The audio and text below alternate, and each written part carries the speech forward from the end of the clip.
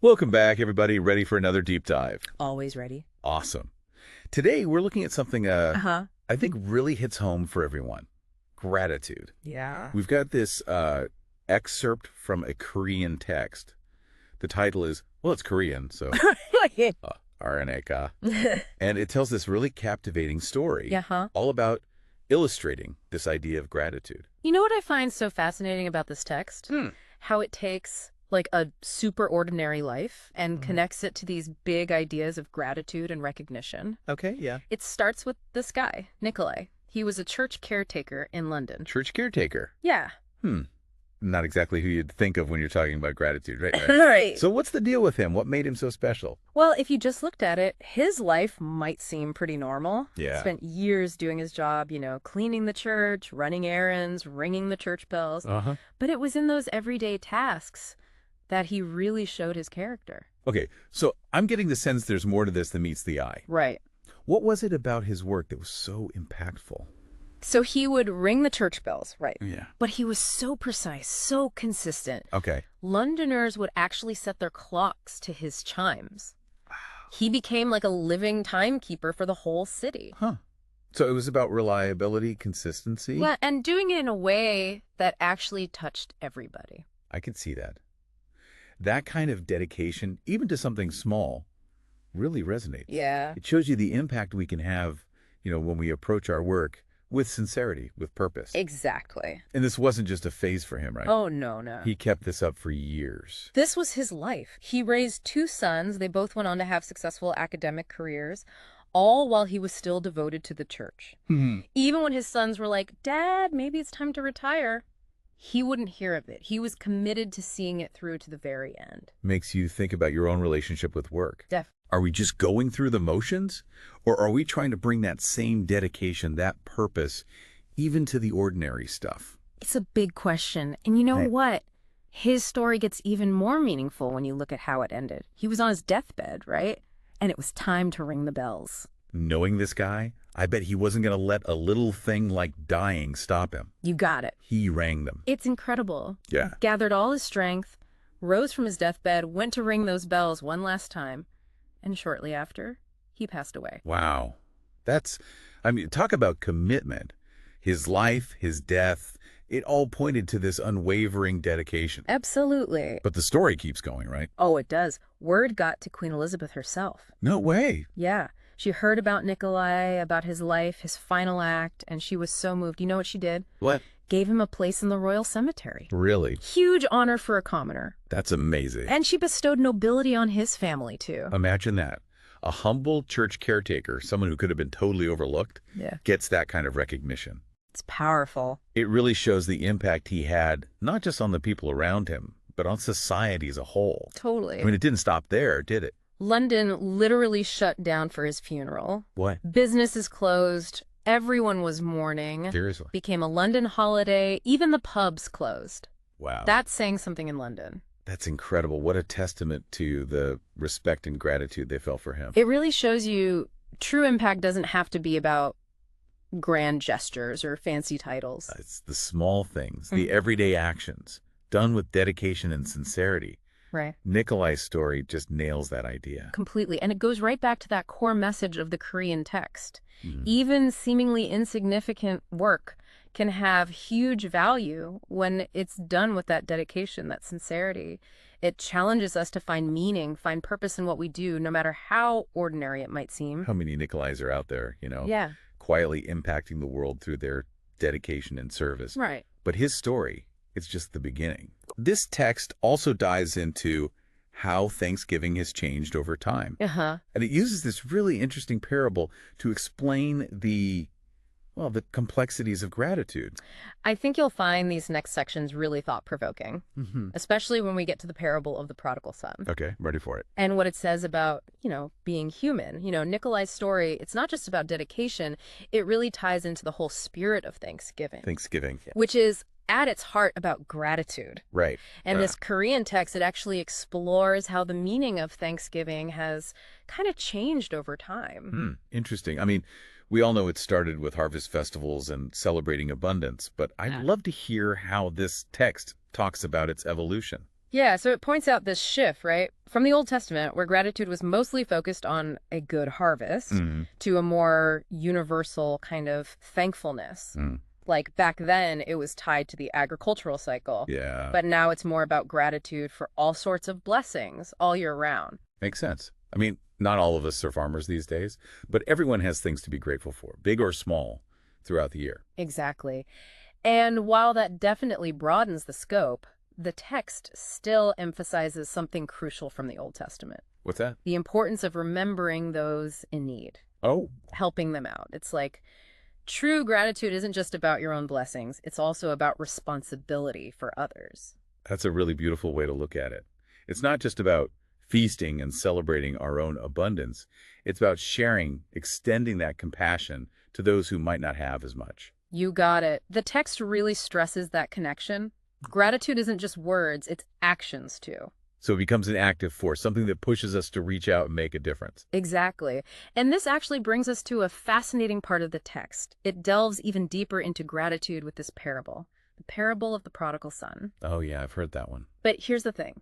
This text focuses on the older brother's reaction. The older brother, the one who stayed home. Yep, that's the one. He's kind of the unsung character in that story, isn't he? You could say that. So the text really highlights his response when the prodigal son comes back. I'm curious. What does it say? Well, the older brother, he's been working diligently for his father all this time, right? Right.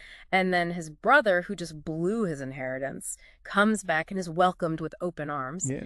And the older brother, totally consumed with resentment. I can imagine. He starts listing his years of service, pointing out how he never got a celebration like this.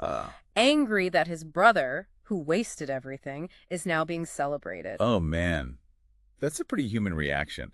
To feel overlooked, even a bit cheated, when someone who seemingly didn't earn it gets praise and forgiveness. It's totally natural, and the text uses this to show us the difference between two types of service. One driven by obligation and entitlement, the other rooted in love and gratitude. Right, the whole servant versus child mentality thing. Exactly. The older brother, even with all his years of service, he's operating from that servant mindset. He sees everything as a transaction. He does something, he expects reward, recognition. It's all about what he's owed, not the actual relationship with his father. I see. That kind of thinking breeds resentment, for sure. Like, he's keeping score, constantly measuring his worth by what he gets in return. You nailed it. It's like a constant tally. On the other hand, a child mentality, they approach service from love, belonging. They contribute because they want to, not because they feel obligated. Right. It's about being part of something bigger, driven by affection and gratitude, not expectations. That is such a powerful distinction. Seriously makes you think about your own motivations, doesn't it? Are we doing things out of duty, or are we genuinely wanting to contribute out of love, appreciation? It's the big question, isn't it? This parable, it really forces us to look inward. Are we keeping score in our relationships? Tallying up our good deeds, feeling resentful when we feel slighted? Right. Or are we embracing the connection, finding joy in just being part of something larger than ourselves? Wow. It's like this ancient parable is shedding light on a very modern struggle, finding gratitude amidst all the messy relationships and tough situations. Absolutely. And that theme, finding gratitude in everyday life, it's really at the heart of this text. There's actually this poignant anecdote about a wealthy Korean businessman, Noel, that illustrates this point perfectly. Okay, now I'm really interested. Tell me about this businessman. What's his story? A wealthy businessman feeling that sense of lack? That's pretty interesting. What was it about those construction workers that made him envious? So the text describes him watching these workers. They're just having a simple meal together, but he's struck by their joy, this genuine contentment they have. And it hits him. He might have all this material wealth, but he's missing something they have. What's that? That simple appreciation for life's basic pleasures. You know, that is such a powerful image. It reminds us that happiness, real happiness, it's often in those small things, the everyday moments we miss when we're chasing bigger goals or material possessions. It's so true. And the text uses this to encourage a shift in focus. It's like, hey, let's be grateful for the fundamental stuff we take for granted. The basics. Exactly. Good health, being able to breathe, feeling safe and secure. Right. Those are blessings we easily forget when we're focused on what we don't have. It's like we get so used to them, we forget to appreciate them. It's only when they're gone we're threatened. that we realize their value. It's a powerful realization, and it leads to this really cool concept the text introduces, moving beyond because of gratitude to in spite of gratitude. In spite of gratitude. Okay, now I'm really curious. Tell me more about that. So it's about finding appreciation even when things are tough. Oh, interesting. When you're facing challenges, difficulties, it's not about denying the hard stuff, it's about choosing to see the good. Even in those moments. Yeah, recognizing the things you can be grateful for no matter what. So it's about finding those glimmers of hope, those moments of appreciation, even in the dark times. That takes strength, doesn't it? It does. It takes resilience. And the text suggests that cultivating this kind of gratitude actually makes us more resilient. How so? When we focus on what we have, not what's missing, we can face those tough times with a sense of hope. Right. With purpose. It changes how we approach things. You know, this reminds me of something I heard about being grateful for the things you don't have. Like being grateful you don't have a certain illness or haven't gone through a particular hardship. That's a perfect example of in spite of gratitude. Yeah. It's like, hey, even without those things, there's still so much to be thankful for. It's a way to reframe your thinking. Instead of dwelling on what's lacking, you appreciate what you have, even things you might not have thought about before. Exactly. And ultimately, for those who have faith, the text points to the ultimate source of gratitude, the gift of salvation, the transformative power of a relationship with something greater than ourselves. That's beautiful. It suggests that having that faith can provide a foundation for gratitude that can't be shaken, no matter what your circumstances are. Yeah. Exactly. It's like even when everything else feels uncertain, there's this source of hope and strength you can always turn to. And that can be a huge source of gratitude, even in the face of adversity.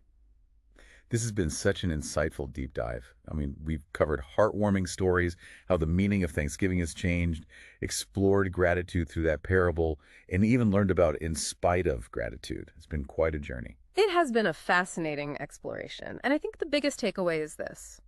Gratitude is a choice. It's not something that just happens. It's something we cultivate. I love that. It's about deciding to focus on the good, appreciate the simple things, and find meaning, even when things are tough. And that choice, that commitment to gratitude, it can change your life, shift your perspective, make you more resilient, and even deepen your relationships. So as we wrap up this deep dive, I'll leave you with this. What's one small thing in your life that you can be truly grateful for today? A warm cup of coffee, a kind gesture from a stranger, the simple fact that you're alive and breathing. Whatever it is, take a moment to appreciate it. Let that gratitude sink in. And remember, the more we practice it, the more we find to be grateful for. That's a beautiful thought to end on. Gratitude is a gift we give ourselves, and it's a gift that just keeps on giving.